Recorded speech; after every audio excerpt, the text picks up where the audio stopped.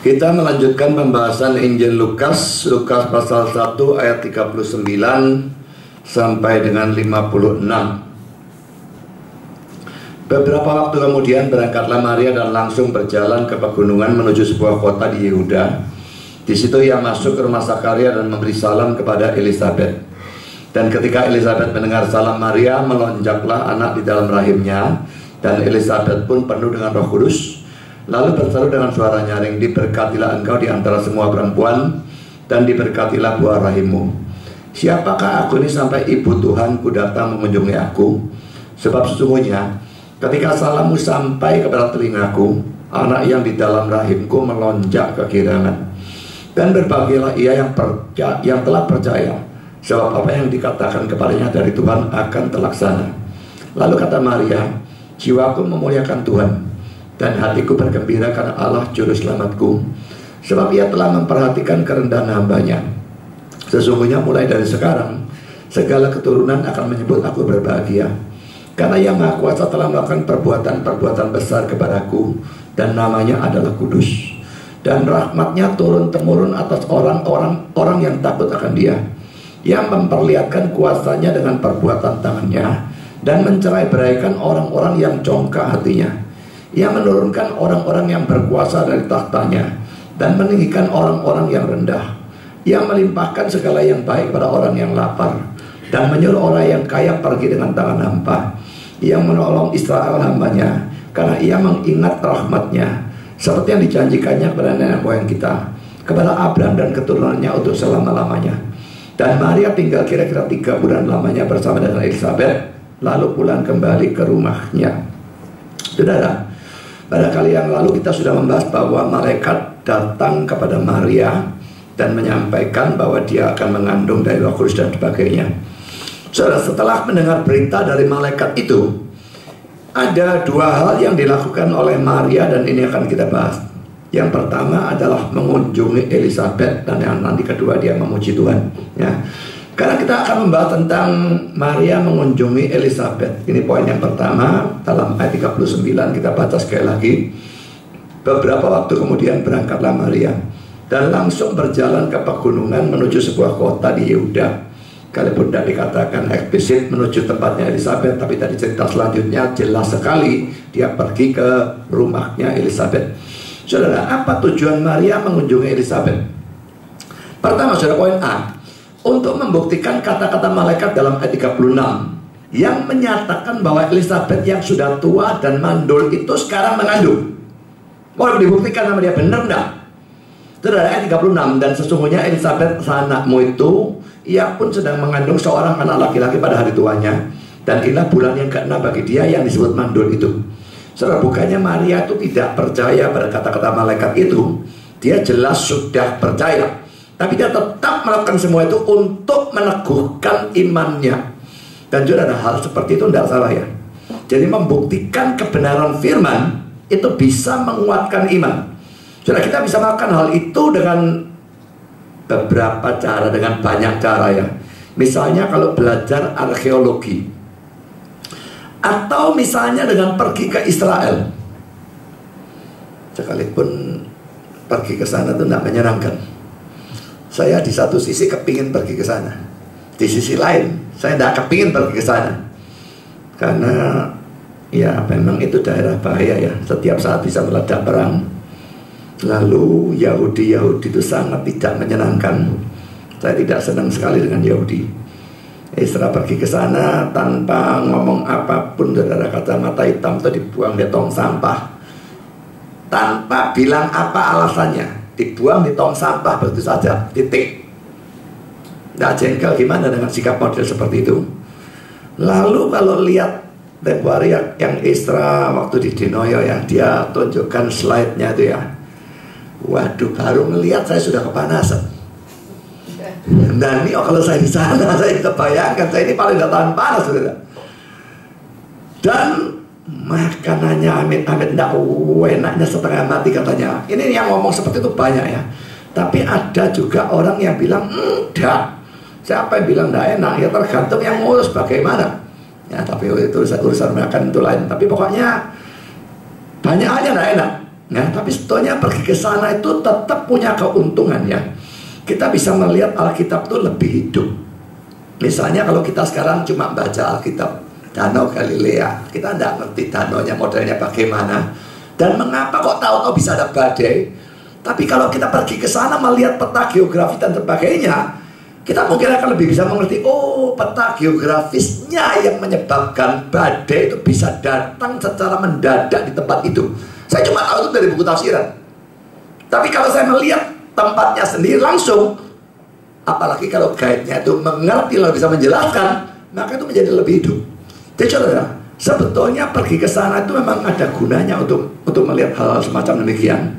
Melihat apakah yang diceritakan Alkitab sesuai dengan aslinya atau tidak. Ada kota ini dan sebagainya, apa benar atau tidak. Yang saya tahu saudara, ada pernah terjadi, betul-betul terjadi, satu orang yang non-Kristen dan dia ingin membuktikan kesalahan dari kekristenan. Lalu dia telusuri tempat-tempat yang ada dalam Alkitab. Kalau tidak salah itu yang dilewati oleh Paulus. Dan dia telusuri betul-betul, dia cari di tempatnya sana untuk membuktikan kalau salah. Yang terjadi, dia membuktikan kalau itu benar. Sampai orangnya bertobat. Justru benar, mau dibuktikan salah, nggak bisa. Benar semua. Sampai dia akhirnya bertobat. Jadi saudara, nggak ada yang salah kalau kita sudah percaya kebenaran firman Tuhan. Tapi kita ingin buktikan untuk menguatkan iman kita. Sayangnya saat ini jauh lebih banyak orang yang berusaha membuktikan ketidakbenaran firman Tuhan, baik secara sengaja maupun tidak. Tidak bisa sudah mau dibuktikan tidak benar. Mau dibuktikan bagaimanapun itu mustahil. Karena saudara masuk poin B ya. Hal yang kedua saudara, mengapa dia ke sana? Untuk memberitahu Elisabet tentang janji Tuhan kepadanya yang saat itu sudah mulai digenapi. Saudara, Maria jelas sudah mulai mengandung ya. Dan itu jelas ditunjukkan oleh kata-kata buah rahimmu di dalam ayat 42. Ayat 42 ini Elisabet ya yang berseru ya. Berseru dengan suara nyaring, diberkatilah engkau di antara semua perempuan dan diberkatilah buah rahimmu. Kalau itu belum ada bayinya, janinnya, ya tidak bisa dia mengatakan demikian. Jelas sudah mulai mengandung. Dengan demikian saudara, mereka bisa merayakan berkat atau anugerah Tuhan itu bersama-sama. Elisabet yang mengandung 6 bulan, yang ini baru mengandung, saling mau memberitahu janji itu, saling sharing, dan itu bisa saling menguatkan iman mereka. Saudara, kita sharing itu sesuatu yang sangat penting sebetulnya ya. Cuma yang aneh, orang-orang gereja Protestan ini hampir tidak pernah sharing. Dalam kalangan karismatik luar biasa banyak yang sharing, 95% ngawur. Saya sering memimpin satu gereja kecil di Ambengan Plaza ya. Setiap kebaktian itu ada orang sharing rasanya, dan hampir selalu sharingnya ngawur. Sampai waktu saya khotbah selalu gak orang yang sharing. Ini sharing apa model kayak gini? Mau ngawur memang sharingnya. Mau dari betulkan gimana? Jadi kita melihat dalam kalangan karismatik yang pengetahuannya kacau balau, otomatis membuat sharingnya kacau balau. Mereka berani sharing. Dalam kalangan Protestan yang pengertiannya lebih benar, malah tidak berani sharing. Coba pikirkan saudara, kalau orang yang ngawur malah vokal, malah berani ngomong. Orang yang benar malah bungkam 1000 bahasa. Menuju kemana gereja ini kira-kira? Kita mesti belajar yang kita yang ngerti untuk lebih berani bicara. Sebetulnya yang tidak ngerti itu yang suruh diam, tapi ya mereka tidak mau diam ya biarin, mau diapakan lagi mau ngomong. Tapi kita yang mesti menetralisir, berani ngomong juga. Kalau mereka salah, sikat. Saya bolak-balik ketemu orang-orang karismatik. Kalau saya ketemu orang Protestan, begitu dia tahu saya pendeta Protestan, biasanya wah wis kawan nih sama pendeta kalah pintar pokoknya. Tapi saudara, kalau ketemu orang karismatik lain, gak peduli pendeta, dia pun mau kudu mau ngajari saya. Tapi sama saya tak ajak bantah-bantahan kalau dia ngomongin salah. Pokoknya begitu salah, sikat balik habis-habisan. Saya tidak mau diem. Jadi saudara, belajar untuk kita punya pengertian, bukan kepingin geger, bukan kepingin apa ya. Tapi kalau yang punya pengertian diem, yang tidak punya pengertian atau ngawur bicara, ini gereja pergi kemana? Ini sudah yang pasti pikirkan. Jadi saudara, belajar jangan diem. Ada orang ngomong yang salah, kita memberitahu, membetulkan, bukan untuk mau geger, sama sekali bukan itu. Tapi tujuannya membetulkan, dan tujuannya menyebarluaskan kebenaran dan menetralisir berita yang tidak benar yang dilontarkan oleh orang-orang itu. Jadi saudara, ini mereka saling sharing, sangat menguatkan iman. Saya juga akan senang kalau di gereja ini ada banyak orang yang mau sharing. Saya selalu memberikan kesempatan sharing sebetulnya di mimbar ini ya. Cuma saya juga tidak mau kalau orang sharing tahu-tahu muncul sharing yang pertama tidak karu-karuan. Kedua, ada orang yang sharing tidak tahu diri lalu sharing 3 berapa jam. Lah ya, saya khotbahnya tidak ada waktu nanti. Jadi kalau saudara mau sharing, saya tidak masalah. Ngomong dulu sama saya, intinya saja sharingnya berapa dan kira-kira berapa lama ya. Jadi kalau sharing antara 5-10 menit begitu, intinya beritahu kepada saya tidak ada masalah, saya izinkan orang sharing ya. Ini akan saling menguatkan kita dan juga kita berlatih supaya nanti di luar kita juga berani bicara ya. Karena kita masuk pada poin kedua. Pada waktu Maria masuk ke rumah Zakaria, dia memberi salam kepada Elisabet, dan ini ada dalam ayat 40. Di situ ia masuk ke rumah Zakaria dan memberi salam kepada Elisabet. Saudara, pertama, ini menunjukkan pertama, Maria itu seorang yang sopan, dia punya etika, masuk tidak bludas seenak udelnya, tapi dia memberikan salam. Ya memang wajar lah, ya etika itu harus ada. Orang Kristen tetap harus punya etika. Karena poin B, saudara, Maria adalah orang yang rendah hati. Dia bukan orang yang mabuk dalam tanda petik atau lupa daratan atau jadi sombongnya, bukan main. Karena saudara, menjadi ibu yang melahirkan Mesias itu diidamkan oleh seadanya perempuan Israel dari sejak zaman Mesias dijanjikan. Semua kepingin jadi ibu yang melahirkan Mesias. Sekarang apa yang diinginkan semua perempuan itu jatuh kepada dia. Dia dikatakan oleh Maria, oleh malaikat, dia akan melahirkan Mesias itu. Kalau orang ini tidak rendah hati, saudara, apa yang terjadi? Bayangkan sesuatu yang diinginkan seadanya perempuan itu jadi miliknya dia. Dia melahirkan Mesias. Wah, aku mamanya anak Allah yang maha tinggi, mamanya Mesias yang ditunggu ribuan tahun oleh orang Israel. Sangat mungkin jadi lupa daratan, bukan? Sangat mungkin kepalanya besar luar biasa, sehingga jadi sombongnya bukan main terhadap Elisabet. Zakaria tidak peduli, imam, kamu imam, tidak ada apa-apanya. Oh, aku mamanya Tuhan Allah kok. Tapi saudara, dia sama sekali tidak demikian. Dia tetap rendah hati. Sesuatu yang luar biasa, saudara. Saudara, kalau saudara terima berkat Tuhan yang besar, saya tidak peduli berkat apa. Mungkin terima berkat itu sejak lahir. Saudara dilahirkan sebagai orang yang IQ-nya tinggi, itu berkat ya. Atau saudara dilahirkan sebagai orang yang ganteng atau cantik, yang bentuk badannya bagus dan baik, itu berkat juga. Saudara, apakah saudara tanggapi itu dengan menjadi sombong? Ini berkat tuh, ini pemberian.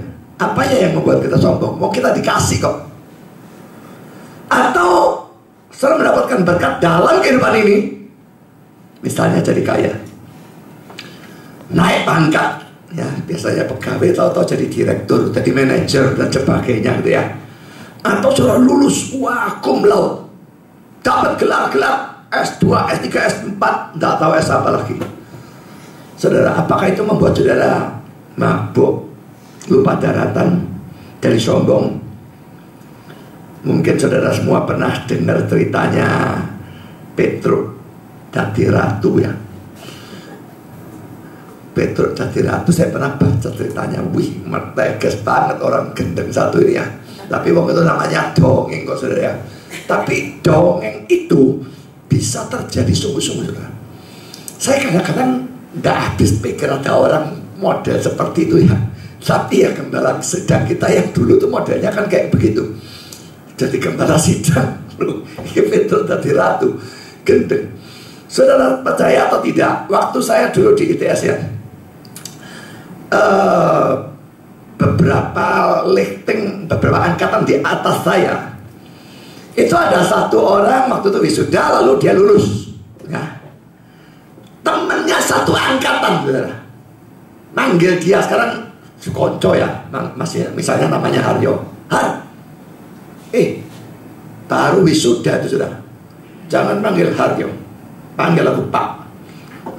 Konco yang mau model, mau raih, mau tali jelek Pak. Tapi saudara, saya bisa bayangkan ada orang model seperti itu minta dipanggil Pak oleh konconya sendiri. Konconya belum lulus, dia sudah lulus, minta dipanggil Pak sekarang. Bayangkan kalau orang seperti itu jadi manajer, itu baru lulus S1. Kalau S2, S3 jadi apa? Saya tidak habis pikir ada orang seperti itu. Bagi saya lulus sekolah itu biasa-biasa saja, tidak ada kesan apapun ya. Lalu ya senang sih lulus, senang ya, tapi tidak ada lalu merasa saya itu jadi gede atau apa. Waktu saya diangkat, ditabiskan jadi pendeta atau apapun, saya juga tidak ada kesan lalu saya jadi lebih tinggi dari yang dulu, tidak ada. Dan saudara, apalagi dalam dunia rohani, saudara, makin tinggi saudara, sebetulnya makin jadi pelayan, bukankah begitu? Kalau lalu jadi sombong, ini terbalik, tidak karu-karuan. Maria di sini adalah teladan kita dalam hal ini. Saya tidak bilang dalam segala hal dia bisa teladani, dia tetap orang berdosa ya. Tapi dalam hal ini dia adalah teladan kita. Dia adalah orang yang rendah hati. Jadi sesuatu yang luar biasa, melahirkan anak Allah, tetap rendah hati, tidak ada kesombongan apapun. Saudara, baiklah kita tiru dia di dalam hal ini, rendah hati. Suatu sikap yang luar biasa indah, saudara. Saudara, waktu saya kuliah teologi ya, saya punya banyak dosen pintar, saudara. Tapi ada satu dosen saya yang namanya Knox Chamberlain, Dr. Knox Chamberlain. Saudara, dia bagi saya dan bagi boleh dikatakan semua mahasiswa adalah teladan dalam urusan kerendahan hati dan bahkan dalam kesalehan secara keseluruhan. Urusan pintar, dia pintar, tapi yang lain juga ada yang pintar, ya. Tapi saudara, urusan kesalehan, saya tidak bilang yang lain tidak saleh, tapi dia ini kerendahan hatinya dan kesalehannya itu kayaknya terpancar, betul-betul terpancar, betul-betul, waduh, terasa begitu, luar biasa terkenal hatinya. Dan itu dikenal oleh semua mahasiswa tanpa kecuali mengakui orang yang paling saleh di seluruh ATS Reform Theological Seminary. Waktu saya wisuda, saya kira kalau tidak salah, dia yang khotbah. Dan dia khotbah yang Jermannya ini memperkenalkan atau pokoknya menyilahkan dia naik itu ya, menyebut dia sebagai the most holy, Dr. Knox Chamberlain. The most holy itu yang paling kudus atau paling suci gitu ya. Saudara kira dia gimana disebut seperti itu? Senang. Dia naik mimbar dan dia bilang, saya butuh beberapa waktu untuk menenangkan diri saya karena sebutan itu. Dia sangat tidak senang sebutan itu. Orang yang rendah hati tidak akan senang dipuji sebagai rendah hati. Biasanya orang rendah hati tidak merasa dia rendah hati, dan dia tidak senang pujian semacam demikian. Saya juga tidak ngerti itu mahasiswa yang muji itu dengan ilham dari mana muji seperti itu. Menurut saya sangat-sangat tidak cocok begitu ya. Biarpun saya setuju orang itu rendah hati, tapi muji seperti di depan umum sangat tidak bagus menurut saya. Tapi saudara, betul-betul satu teladan, dan saya tidak akan bisa lupakan dia. Dan beberapa bulan yang lalu waktu saya terima majalah dari RTS, di situ dikatakan bahwa dia baru beberapa bulan yang lalu meninggal dunia. Waduh, saya sedih sekali. Kenapa profesor yang satu yang bukan cuma ajarannya hebat, tapi kesalehan, kerendahan hatinya luar biasa ini meninggal duluan, sementara profesor yang lain yang goblok, yang buencekno, yang hidupnya juga gak bagus, gak mati-mati. Tapi Tuhan memang seringkali seperti itu ya. Jadi kita tidak pernah mengerti apa maunya dia. Tapi saudara, kerendahan hati sesuatu yang luar biasa, sesuatu yang sangat-sangat perlu ditiru. Banyak orang sombong, jangan tiru yang sombong, tiru yang rendah hati. Karena sudah poin yang ketiga, ketika Elizabeth mendengar salam dari Maria, maka ada dua hal yang terjadi. Pertama saudara, anak dalam kandungan Elizabeth itu melonjak. Ini kalau ini terjadi secara sungguh-sungguh, maksud saya kalau ini harus ditafsirkan secara harfiah, maka ini jelas suatu mukjizat ya.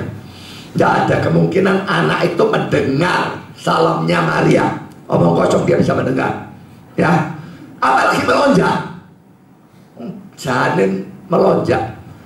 Tapi saudara, ayatnya 41 mengatakan, dan ketika Elizabeth mendengar salam Maria, melonjaklah anak yang di dalam rahimnya, dan Elizabeth pun penuh dengan Roh Kudus. Memang saudara, janin dalam kandungan yang usia 6 bulan sudah banyak bergerak ya. Tapi lonjakan janin di sini jelas merupakan suatu mukjizat, merupakan suatu pekerjaan Tuhan. Karena dikatakan bahwa janin dalam kandungan Elizabeth itu melonjak kegirangan. Ayat 44 kita baca. Sebab sesungguhnya ketika salammu sampai pada telingaku, anak yang di dalam rahimku melonjak kegirangan. Dari mana dia bisa girang? Dia bisa ngerti salam itu dan sebagainya. Tidak ada kemungkinan. Ya, tentu janin dalam kandungan Elizabeth melonjak bukan karena Marianya, bukan juga karena salamnya, tapi karena janin dalam kandungan Maria, yaitu Yesus. Dia melonjak karena Yesusnya. Ya, orang yang Israel menunggu-nunggu ini ribuan tahun, dia juga Israel melonjak karena ini sekarang datang. Ya, tapi saudara, jelas ini suatu mukjizat dan ini tentu tidak bisa diartikan bahwa janin itu bisa mengerti dan sebagainya. Sekarang poin bicara, Elizabeth menjadi penuh dengan Roh Kudus, ini ayat 41b. Dan dia lalu berseru atau bernubuat dalam ayat 42 sampai dengan ayat 45. Saudara, kita masuk poin keempat. Kita bahas kata-kata Elizabeth dalam ayat 42 sampai dengan 45. Kita bahas potong per potong atau ayat per ayat ya. Poin A, ayat 42, diberkatilah engkau di antara semua perempuan dan diberkatilah buah rahimmu. Perhatikan ya, diberkatilah engkau itu Maria ya, di antara semua perempuan, dan diberkatilah buah rahimmu Yesus. Maria dulu baru Yesus ya. So, pertama ya, arti dari kata-kata diberkatilah engkau di antara semua perempuan adalah Maria adalah orang yang paling diberkati di antara semua perempuan. Saya bisa terima hal itu jelas karena itu dikatakan firman Tuhan. Tapi mengatakan karena itu dia adalah orang tanpa dosa, dan lalu kita harus berdoa kepada dia dan sebagainya seperti yang dilakukan oleh orang Katolik, ini kebablasan saudara. Ya, Maria tetap adalah orang biasa. Bagaimanapun dia paling diberkati, dia tetap adalah orang berdosa. Sama seperti kita, dia juga butuh juru selamat. Poin kedua saudara, dalam kalimat ini Maria didahulukan daripada Yesus. Diberkatilah engkau di antara semua perempuan dan diberkatilah buah rahimmu. Saudara, apakah ini menunjukkan bahwa Maria memang lebih diutamakan dari Yesus? Calvin berkata tidak.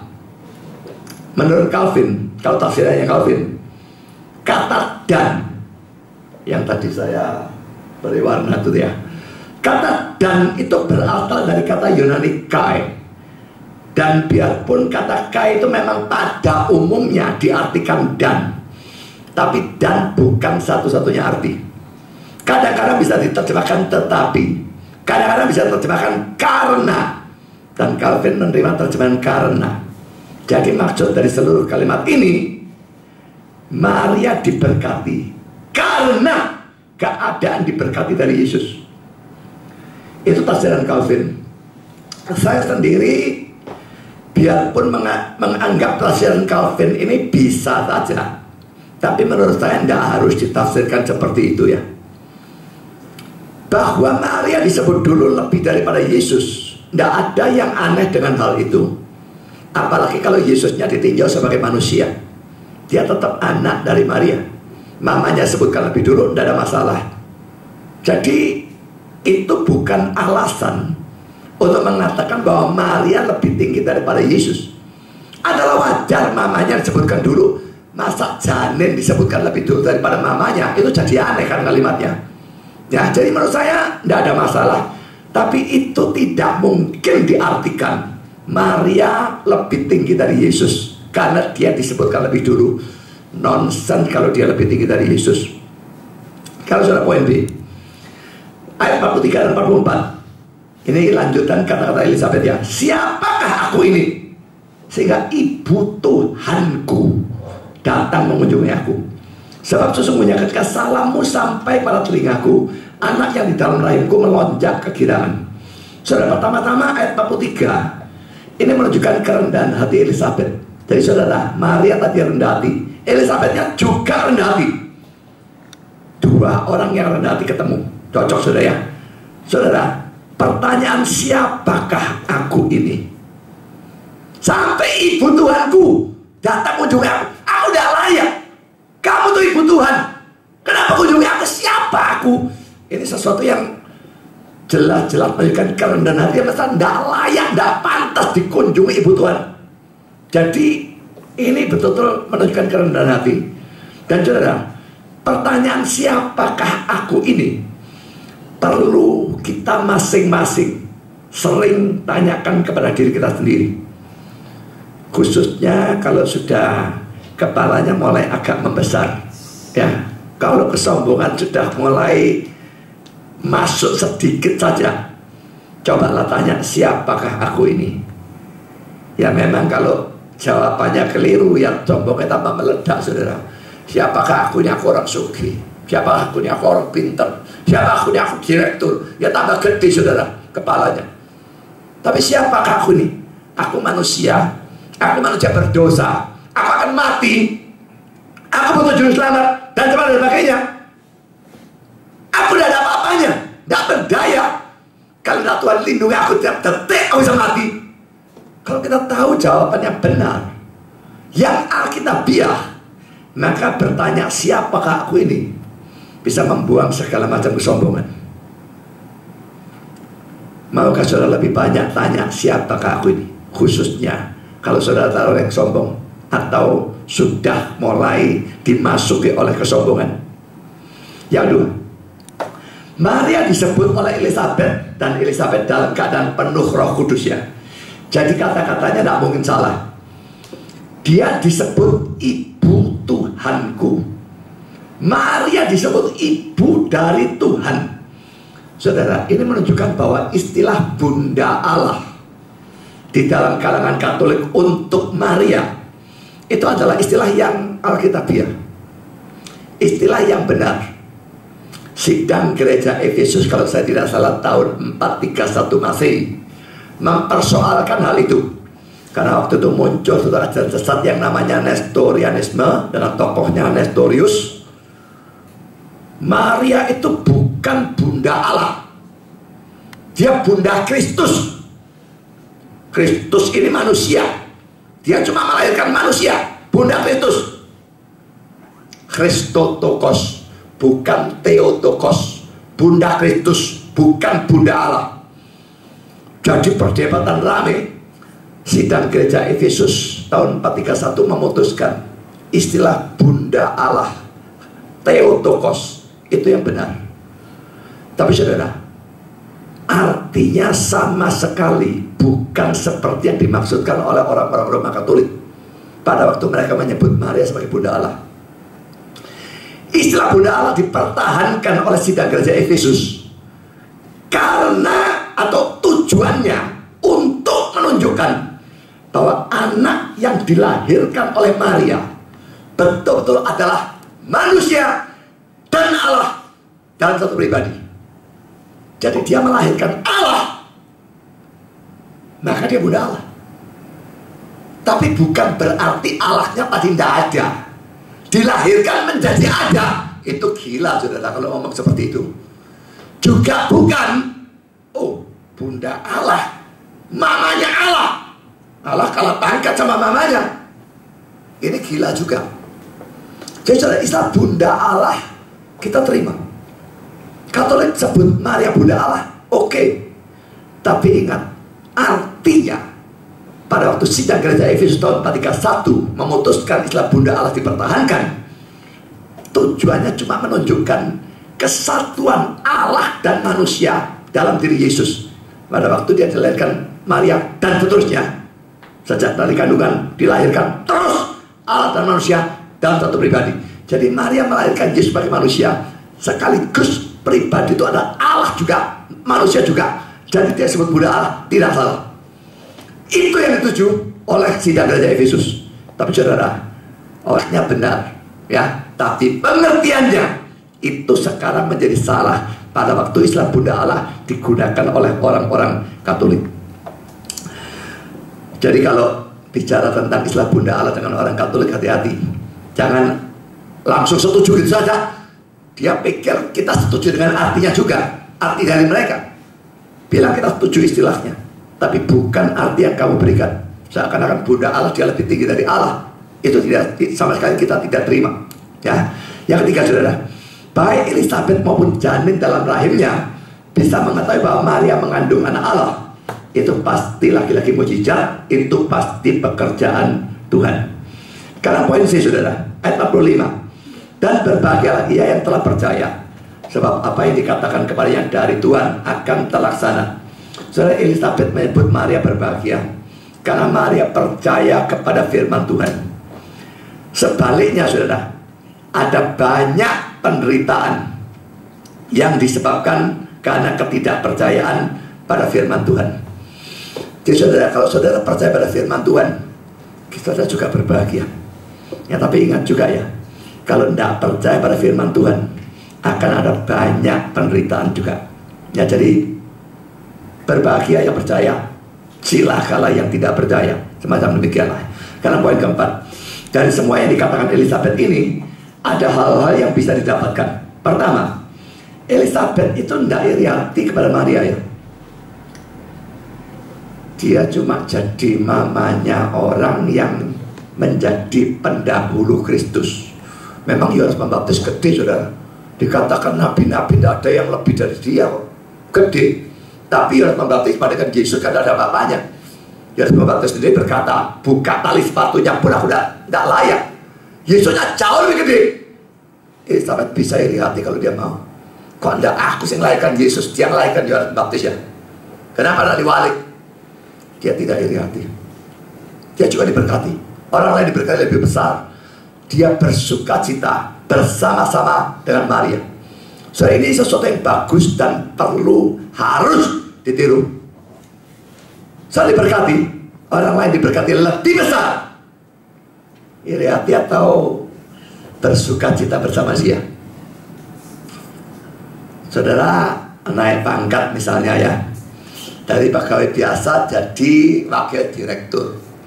Yang lain naik pangkat dari pegawai biasa jadi direkturnya. Bersuka cita bersama dia.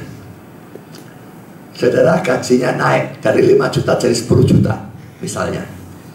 Konco saudara naik dari 5 juta menjadi 50 juta. Iri hati atau bersuka cita bersama-sama dia. Saudara, kalau kita selalu mau melihat orang lain yang lebih diberkati dari kita, apakah dalam hal jasmani atau hal rohani atau apapun, nggak akan ada saat dimana kita suka cita. Karena kita diberkati bagaimanapun, selalu ada orang lain diberkati lebih. Selalu ada semacam demikian. Dan sudah yang berbeda, berkat yang berbeda, dan sebagainya. Jadi saudara, kita diberkati, bersyukur. Orang lain diberkati, bahkan lebih dari kita, bersuka cita bersama dengan dia. Kita harus merata ya. Sesama kita ini sesama anggota tubuh Kristus, saudara ya. Kalau anggota tubuh Kristus itu yang satu diberkati, yang lain apa ngamuk atau gimana? Misalnya saudara dapat makanan ya, dapat makanan, tangan yang ambil ya, tangan ini dapat amisnya dong. Yang kerasa enak siapa? Mulut dan lidahnya ini yang kerasa enak ya. Wah, ini hati tangan yang wah, kurang ajar, wah. Ada orang gila seperti itu enggak? Enggak ada. Tapi dalam kenyataannya tubuh Kristus itu kayak begitu. Satu diberkati, yang satu ngamuk. Kok gak aku? Padahal pada waktu makanan dicerna, nanti berkatnya juga pergi ke tangan. Ya saudara, sebetulnya kita mesti pikirkan, kita ini anggota tubuh Kristus. Satu orang diberkati, yang lain itu mestinya turut bersuka cita, bukannya iri hati. Apalagi kalau dua-dua sama-sama diberkati, dia pun satu lebih besar. Bersuka cita sama-sama, bukan iri hati. Saudara, apakah saudara orang yang gampang iri hati? Doa minta kepada Tuhan, pertama minta ampun, dan kedua minta Tuhan buang iri hati itu. Senang kalau orang lain diberkati, bukannya iri hati. Itu yang harus kita lakukan dalam hal jasmani, dalam hal rohani, semua. Yang dua, Elizabeth memang menghormati Maria. Saya ulangi, menghormati. Tapi pertama, Elizabeth tidak menghormati Maria lebih dari seharusnya. Ini berbeda dengan yang Katolik lakukan, penyembahan terhadap Maria. Saya ingin jelaskan tentang persoalan penyembahannya. Kalau saudara ketemu orang orang Katolik dan saudara berkata, kamu sembah Maria, 100% saudara seadanya orang Katolik, tidak ada yang mau terima. Mereka tidak akan katakan aku sembah Maria, tidak. Mereka akan katakan aku hormati Maria. Lah dalam teologi Katolik, dan ingat teologi ini tidak banyak orang Katolik biasa-biasa yang ngerti. Yang tinggi-tinggi itu yang ngerti, yang bawah-bawah yang ngerti. Mereka punya 3 kata dalam bahasa Latin. Latria itu penyembahan ya, dan ini hanya untuk Allah. Makanya kalau kita ngomong mereka nyembah Maria, maka muncul istilah Mariolatri ya. Ini dari kata latria. Kita bilang mereka nyembah Maria, tapi mereka bilang enggak, latria itu untuk Allah, hanya Allah. Dulia itu penghormatan, tapi ini ditujukan oleh mereka kepada malaikat, orang-orang suci. Orang suci mereka lah syarat alat sudah santa santo banyak-banyaknya. Ini dulia. Lalu ada istilah ketiga, hyperdulia. Itu khusus untuk Maria. Itu penghormatan yang lebih dibandingkan rasul, malaikat maupun santa santo dan sebagainya. Yang lain itu kan cuma dulia. Maria hyperdulia, tapi tetap di atasnya ada latria. Jadi itu dalam teologi Katolik. Tapi saudara, mereka bedakan dari penyembahan terhadap Allah, latria, penghormatan yang istimewa. Biarpun istimewa, tapi tetap penghormatan. Untuk Maria, istilah hyperdulia. Tapi saudara, apa yang mereka lakukan terhadap Allah ataupun Yesus dan terhadap Maria sama persis. Bagaimana istilahnya bisa dibedakan? Mereka berdoa pada Allah, kepada Yesus. Mereka berdoa juga pada Maria. Bahkan frekuensinya katanya Loren Bentner 10 kali Maria, 1 kali Yesus atau Allah. Itu frekuensi doanya orang Katolik. Jauh berdoa kepada Maria lebih banyak daripada kepada Allah atau Yesus. Karena ini paling jauh. Ini lebih murah hati. Soalnya di belakangnya ini ada setannya. Saya tidak bilang Marianya jadi setan, tapi setan tahu ini doa yang salah. Dia berkati, dia jawab. Menurut saya seperti itu ceritanya. Ya, tapi saudara, itu yang mereka lakukan. Mereka doa kepada Maria, mereka doa juga pada Yesus ataupun Allah. Mereka sujud kepada Maria, mereka sujud juga pada Yesus maupun Allah. Mereka nyanyikan nyanyian pujian, kalau kita puji-pujian kepada Yesus, pada Allah, kepada Maria juga. Jadi saudara, apapun yang mereka lakukan kepada Allah atau Yesus, mereka lakukan juga pada Yesus, pada Maria. Patungnya, mereka sujud pada patungnya Yesus. Mereka sujud lebih banyak pada patungnya Maria. Kalau tindakannya persis sama, mengapa ini namanya latir? Itu namanya hyperdulia. Masuk akal? Nonsense bukan? Jadi saudara, dalam teologi mereka memang dikatakan mereka menghormati, bukan menyembah. Tapi kita tidak bisa menerima pembedaan istilah, sementara tindakannya persis sama. Karena itu dari Kristen mengatakan Mariolatri, itu penyembahan terhadap Maria. Saudara, Elizabeth tidak. Dia menghormat, tidak salah. Jadi saudara, jangan kita menghindari ekstrim yang dilakukan oleh orang-orang Katolik yang menyembah Maria. Lalu kita ekstrem jatuh ke ekstrem satunya, kita menghina Maria. Ini siapa yang suruh lakukan seperti ini? Ini gila saudara. Maria orang beriman, dia hamba Tuhan. Kita jelas harus menghormati dia. Tapi menurut saya paling banter sama seperti kita hormati Rasul. Tak bisa lebih dari itu. Jadi saudara, Maria tetap dihormati ya, tapi tidak disembah sedikit pun.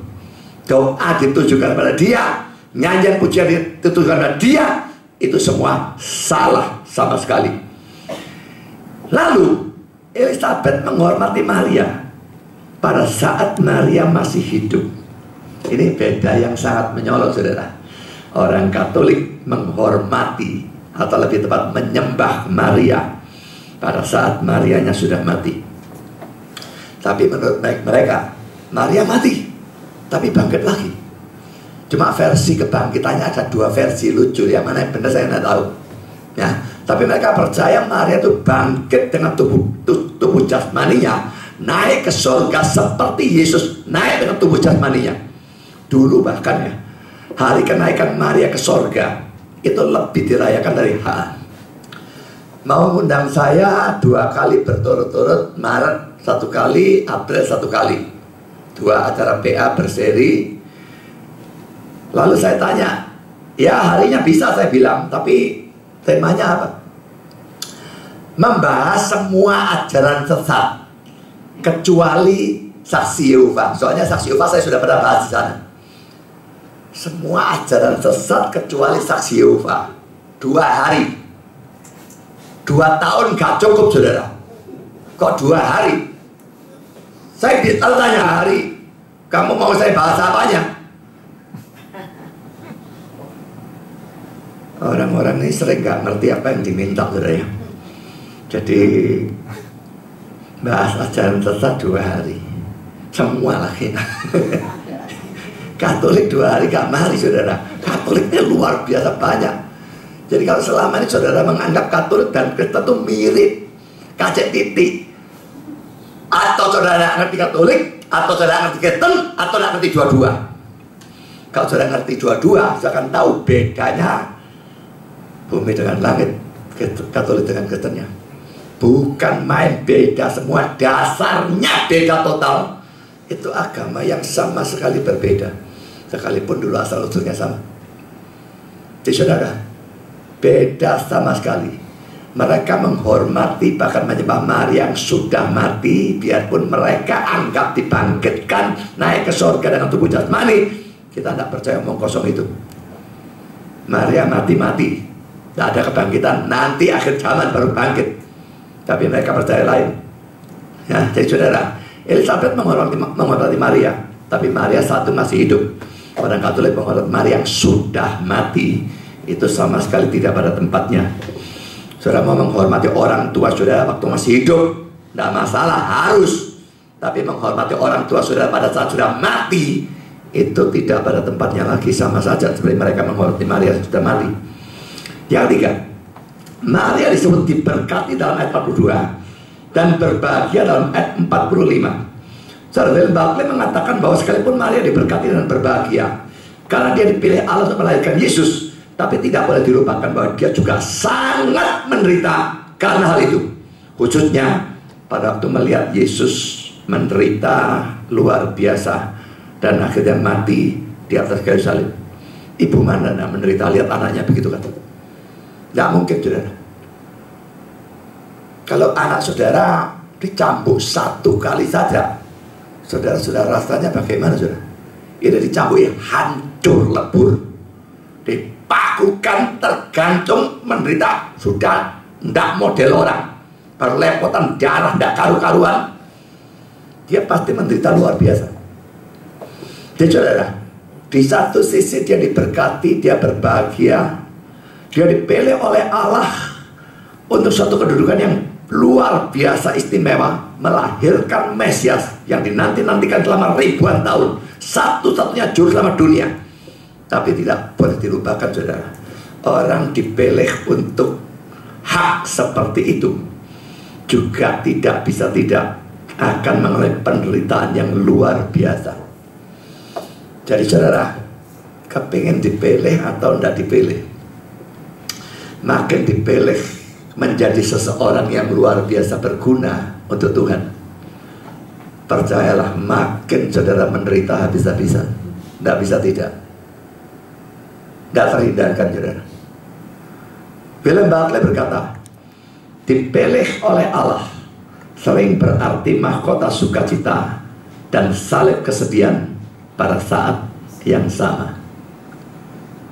Mahkota sukacita, salib kesedihan pada saat yang sama. Tidak bisa tidak. Ya. Sekarang sudah hal kedua yang dilakukan oleh Maria. Ya, tadi yang pertama mengunjungi Elizabeth, lalu terjadi percakapan dan sebagainya, kita bahas. Hal kedua yang dilakukan oleh Maria setelah mendapatkan kunjungan dan perkataan malaikat Gabriel. Malaikat menyanyi atau Maria menyanyi atau memuji Tuhan dalam ayat 46 sampai ayat 55. Pertama saudara, Maria memuji Tuhan karena berkat dan kemurahan Tuhan kepadanya dalam ayat 46 sampai dengan 49. Kita akan bahas potong per potongnya. Pertama, Maria menyebut Allah sebagai juru selamatnya. Ini ayat penting saudara ya. Ayatnya ada dalam ayat 47, tapi kita baca mulai ayat 46 ya. Lukas 1, 46, ayat 46, 47. Lalu kata Maria, jiwaku memuliakan Tuhan dan hatiku bergembira karena Allah juru selamatku. Saudara, dalam Alkitab sebutan juru selamat sekalipun bisa menunjuk pada penyelamatan secara jasmani, tapi juga bisa menunjuk pada penyelamatan secara rohani.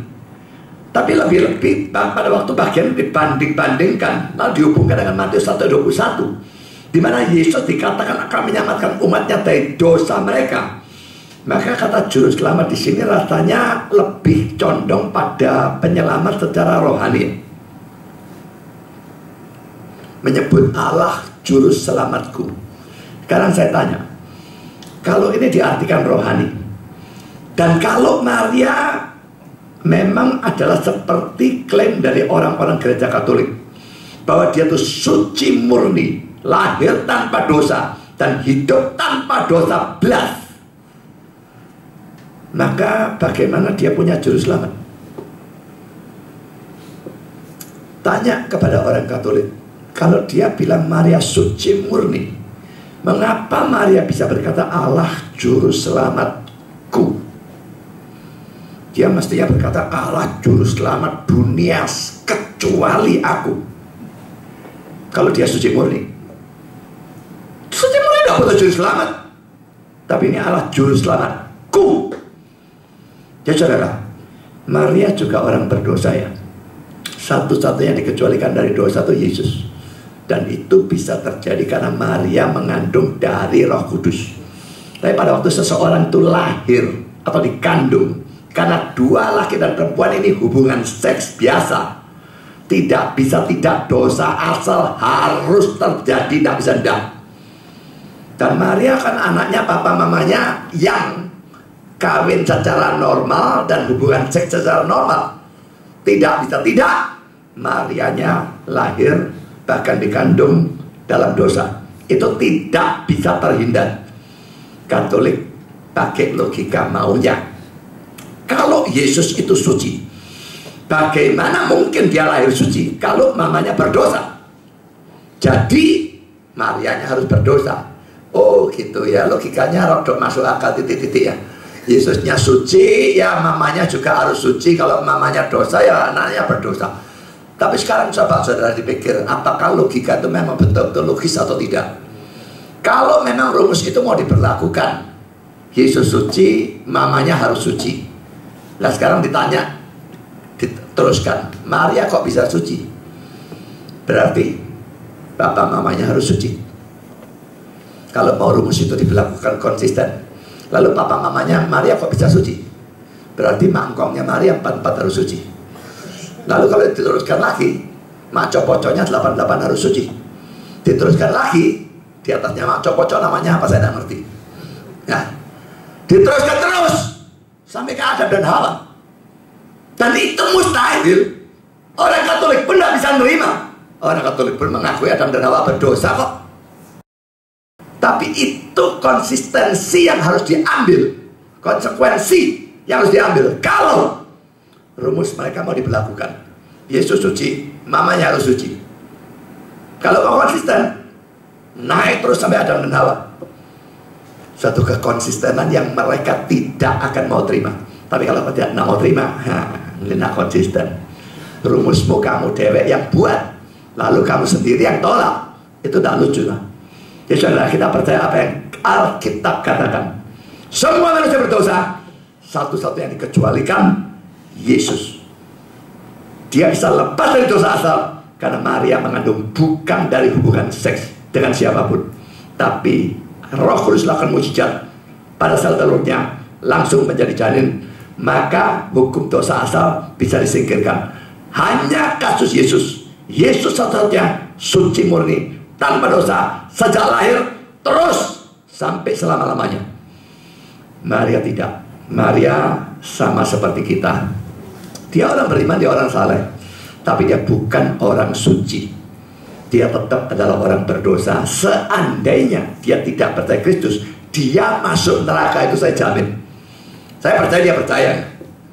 Tapi seandainya dia tidak percaya Kristus, dia masuk neraka. Saudara, hati bukan cuma dianggap suci. Doa ditujukan kepada Maria. Dia disebut dalam istilah bahasa Inggris mediatrix. Saya dulu tidak ngerti apa itu mediatrix. Tak lihat kamus Inggris Indonesia gak ada. Tak lihat kamus web ternyata tebalnya segini, tidak ada juga mediatrix.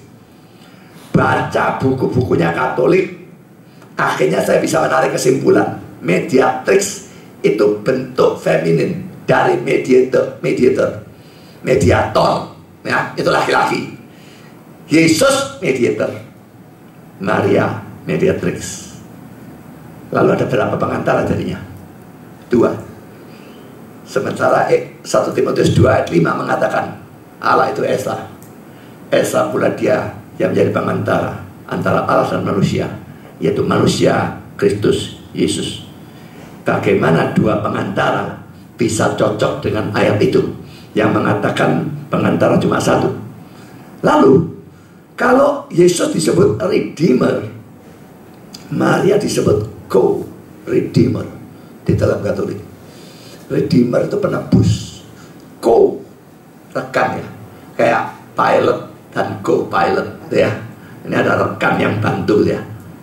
Jadi pilot perlu dibantu. Nek kadung kubu kabeh ada masalah, pilotnya co-pilot itu bantu pilot ya. Lah ini Redeemer bingung semua barangkali dia kadang-kadang. Co-Redeemer dibutuhkan. Saudara mau percaya itu? Berarti ada berapa juru selamat? Berapa penebus? Ada 2. Saya tidak habis pikir orang Katolik percaya model semacam demikian. Dan dia berkata pada waktu Maria melihat Yesus itu menderita dan mati, dia menderita. Oh, saya percaya 100% Maria menderita. Tapi lanjutannya, dan dengan penderitaan itu, dia bersama-sama Yesus menebus dosa dunia. Itu kepercayaan Katolik. Mati saja. Jadi dalam hal ada samanya. Karena saya poin beda. Maria mengatakan bahwa Allah telah memperhatikan kerendahan hambanya. Ayat 48. Sebab ia telah memperhatikan kerendahan hambanya. Sesungguhnya mulai dari sekarang segala keturunan akan menyebut aku berbahagia. Saudara, ini menunjukkan kerendahan hati Maria dan sekaligus kesadaran Maria bahwa dia memang tidak berlayak untuk kedudukan, karena kedudukannya yang sangat rendah di hadapan Tuhan. Marianya sadar dia rendah, tidak layak. Gereja Katoliknya tidak sadar.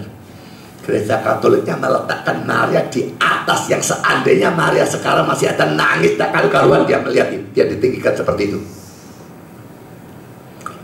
Calvin membandingkan ini kata-kata Maria atau kesadaran Maria tuh ya, akan kerendahan hatinya tuh ya, kerendahan dirinya ya, dibandingkan dengan gereja Katolik yang memberikan Maria kedudukan yang begitu tinggi, bahkan lebih tinggi dari Yesusnya sendiri. Saya ulang, kedudukan yang tinggi bahkan lebih tinggi dari Yesusnya sendiri. Bisa terbayangkan omongan itu? Ini terlihat dari lagu mereka, lagu pujian yang ditujukan kepada Maria. Dalam bahasa Latin, saya tidak tahu bacanya benar apa tidak, Rega Patrem Jubenatum, beseech the Father, order the Son. Mohonlah kepada Bapa, perintahlah Anak. Ini ditujukan kepada Maria. Maria, mohonlah kepada Bapa, perintahlah Anak. Itu anakmu kok. Nek Bapak lain kamu mesti mohon, tapi nek Anak, perintahlah Anak. Bayangkan ada lagu seperti ini, lagu penghujatan. Maria memerintah Yesus. Mereka suruh baca Yohanes pasal 2 waktu perjamuan di Kana. Apa Yesus mau diperintah sama Maria? Yesus suruh buat mujizat, dia tidak mau. Saatku belum tiba. Bukan suruh buat mujizat, tidak maunya. Suruh menyatakan sebagai Mesias sebetulnya. Itu yang dia tidak mau. Mujizatnya dia tidak masalah. Jadi saudara, di mana Yesusnya itu mentaati Maria? Ya, dia sebagai anak, dia taat kepada orang tua. Tentu harus, karena itu mentaati hukum Tauratnya. Tapi pada saat Marianya tidak benar, di mana Yesusnya mau mentaati Maria? Dan kalau Yesus ditinjau sebagai Allah, dia kan Allah dan manusia. Sebagai manusia, oke, masih bisa dia diperintah. Tapi ditinjau sebagai Allah, Maria yang harus diperintah dia, bahkan harus sujud sembah kepada anaknya sendiri. Jadi ingat sudah ya, Yesus ada semacam dualisme. Ini hubungannya dengan Maria ini membingungkan. Sebagai manusia, dia anak. Tapi apa sekarang dia anak yang sudah dimuliakan, Maria belum. Tapi sebagai Allah, dia pencipta dan Maria ciptaan. Ya. Yang kedua, Maria memuji Tuhan karena perbuatan dan kuasanya pada semua manusia secara umum. Ayat 50 dan 53 kita bahas ayat per ayat. Poin A, ayat 50. Dan rahmatnya turun-temurun atas orang yang takut akan dia. Pertama, rahmatnya, NIV dan NASB menerjemahkan His mercy, belas kasihannya. Kedua, bagaimana bisa disebut mercy atau belas kasihan kalau diberikan pada orang yang takut kepada dia? Bukankah orang yang takut itu berhak menerima belas kasihan? Untuk menjawab pertanyaan ini perlu diingat ya, mereka bisa takut itu juga karena pekerjaan Allah. Ya, orang yang takut dikasih belas kasihan. Bapak berlayak, enggak, takutnya cukup juga pekerjaan Allah kok. Poin kedua, poin B, ayat 50 dan 51. Congkak hatinya dikontraskan dengan takut akan dia. Kita baca ya. Dan rahmatnya turun-temurun atas orang yang takut akan dia, yang memperlihatkan kuasanya dengan perbuatan tangannya, dan mencerai-beraikan orang-orang yang congkak hatinya. Dikontraskan ya. Tuhan tidak senang orang yang congkak. Tuhan senang orang yang takut akan dia. Dan kalau saudara betul-betul takut akan dia, congkak itu akan pergi dengan sendirinya, akan jadi orang yang rendah hati. Karena poin C, ayat 52 dan 53, ia menurunkan orang-orang yang berkuasa dari tahtanya dan meninggikan orang-orang yang rendah. Ia melimpahkan segala yang baik pada orang-orang yang lapar dan menyuruh orang yang kaya pergi dengan tangan hampa. Saudara, hati-hati bagian ini ya.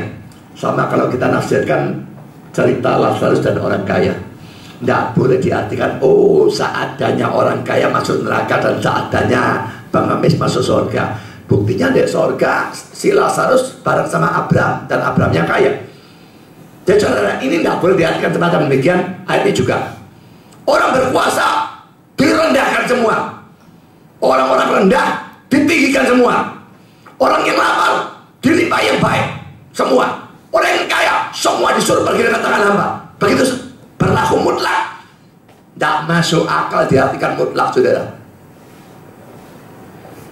Jelas sekali ada banyak orang kaya, orang berkuasa yang beriman dan takut kepada Tuhan. Daud misalnya, raja. Tadi dia beriman, takut kepada Tuhan dan sebagainya. Ya saudara, bagian ini tentu tidak berarti bahwa Allah selalu bermusuhan dengan orang yang tinggi atau kaya, lalu selalu baik kepada orang yang rendah atau miskin. Tidak. Juga tidak berarti bahwa Allah selalu menurunkan orang tinggi dan meninggikan orang rendah. Presiden jadi RT selalu, RT semua jadi kaisar, begitu. Tidak ada ceritanya. Ini tidak cocok sama fakta. Lalu apa artinya? Pertama poin A, saudara. Ini menunjukkan bahwa pergantian pemimpin bukan terjadi begitu saja, tapi semua itu ada dalam tangan Tuhan atau diatur, dikuasai, diarahkan oleh Tuhan. Roma 13 ayat 1. Tiap-tiap orang harus takluk pada pemerintah yang di atasnya, sebab tidak ada pemerintah yang tidak berasal dari Allah, dan pemerintah-pemerintah yang ada ditetapkan oleh Allah. Saya tidak peduli pemerintahan itu begitu lalim, begitu jahat, begitu brengsek.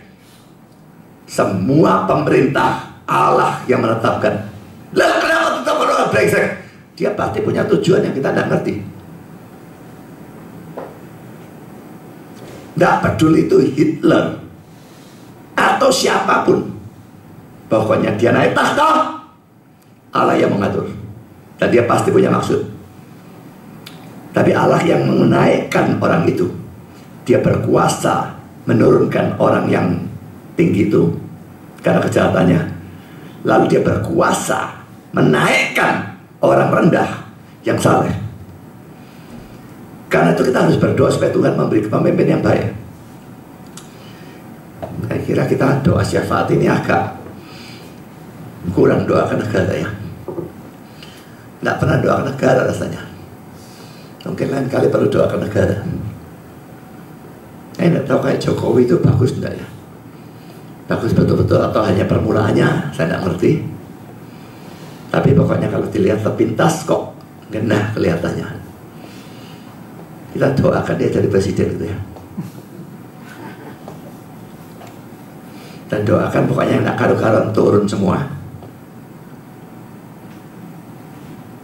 Tuhan bisa jawab doa kita. Bisa juga dia tidak mau jawab kalau dia punya maksud tertentu. Tapi setidaknya tugas kita untuk berdoa supaya orang yang genah dinaikkan dan orang yang tidak karu-karuan itu diturunkan. Semua dalam tangan Tuhan. Dia bisa lakukan. Poin kedua, artinya menjadi jelas. Kalau kita membaca konteksnya agak panjang ya. Sekarang kita baca ayat 50 sampai dengan 55 rentet semua ya. Dan perhatikan bagian yang saya garis bawah tunggal, bagian yang saya garis bawah ganda dan sebagainya. Dan rahmatnya turun-temurun atas orang yang takut akan dia. Ia memperlihatkan kuasanya dengan perbuatan tangannya dan mencerai beraikan orang-orang yang congkak hatinya. Ia menurunkan orang-orang yang berkuasa dari tahtanya dan meninggikan orang-orang yang rendah. Ia melimpahkan segala yang baik kepada orang yang lapar dan menyuruh orang yang kaya pergi dengan tangan hampa. Ia menolong Israel hambanya karena ia mengingat rahmatnya seperti yang dijanjikannya pada nenek moyang kita, kepada Abraham dan keturunannya untuk selama-lamanya. Jadi saudara, yang saya garis bawahi tunggal itu semua satu kelompok. Yang saya garis bawahi ganda satu kelompok juga. Jadi orang-orang yang berkuasa dalam ayat 52 dan orang-orang kaya dalam ayat 53 biasanya adalah orang-orang yang congkak hatinya dalam ayat 51. Itu biasanya ya. Itu yang menyebabkan Allah tidak senang lalu jatuhkan mereka. Lalu orang-orang yang rendah dalam ayat 52 dan orang yang lapar dalam ayat 53 biasanya adalah orang-orang yang takut akan dia. Itu sebabnya Allah justru meninggikan mereka atau memberkati mereka. Juga ayat 54 dan 55 harus sangat diperhatikan.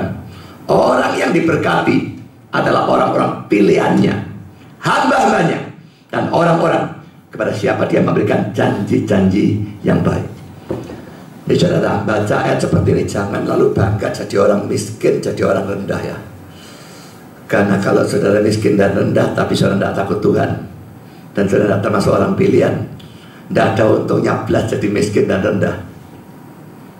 Baliknya juga tidak usah merasa takut jadi kaya atau kedudukan tinggi. Kaya dan kedudukan tinggi, kalau saudara memang takut akan Tuhan dan saudara orang pilihan dan saudara melayani Tuhan, dia tetap akan berbuat baik pada saudara. Ya, jadi ini ayat yang tidak boleh diartikan ngawur-ngawuran, tidak karu-karuan. Kita masuk dalam poin yang ketiga. Maria memuji Tuhan karena menggenapi janjinya kepada Israel atau gereja. Ya, Israel gereja tidak perlu terlalu bedakan ya. Ayat 54 dan 55. Ia menolong Israel hambanya karena ia mengingat rahmatnya, seperti yang dijanjikannya pada nenek moyang kita Abraham dan keturunannya untuk selama-lamanya. Saudara, kata-kata ia mengingat rahmatnya ayat 54 itu ya, menunjukkan bahwa bisa saja terjadi suatu keadaan di mana Allah seakan-akan lupa akan janjinya. Saya katakan seakan-akan ya. Jadi jangan heran saudara kalau saudara rasanya dapat janji Tuhan banyak, tapi saat ini kok seakan-akan dia lupa ya. Seakan-akan kok ya, seakan-akan bisa saja lupa sungguhan, tidak mungkin. Sesungguhnya dia tidak lupa. Pada waktu dia mengingat atau sengaja mengingat, maka dikatakan dia mengingat, bukan karena dia tadi lupa. Dia tadi lupa yang memang sengaja dilupakan kok. Sengaja dia tidak mau ingat, tunda. Pada saatnya dia ingat. Jadi saudara, apakah saudara sedang dalam kondisi yang buruk? Apakah kesehatan atau keuangan atau pekerjaan atau keluarga atau apapun, saudara menganggap dia lupa, seakan-akan lupa ya. Sungguh-sungguh lupa bisa kalau saudara gak beriman. Tapi kalau seorang beriman sungguh-sungguh, seakan-akan lupa itu paling banter. Dan lambat atau cepat dia akan ingat pada saudara. Dia tidak pernah lupa. Saya sebagai penutup atau kesimpulan, Maria menerima berkat Tuhan dengan menceritakan pada orang lain, sharing, dan dengan menyanyi memuji Tuhan. Saudara mungkin tidak terima berkat seperti Maria ya, tapi contoh mendapat banyak berkat Tuhan. Maukah saudara bersikap sama seperti Maria, sharing berkat dan puji Tuhannya yang memberi berkat. Tuhan memberkati saudara. Amin.